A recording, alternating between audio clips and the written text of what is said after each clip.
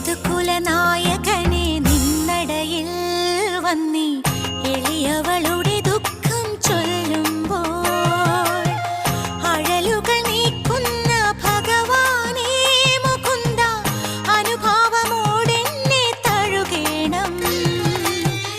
യദുകുലനായകനെ നിന്നടയിൽ വന്നി എളിയവളുടെ ദുഃഖം ചൊല്ലുമ്പോൾ അഴലുകൾ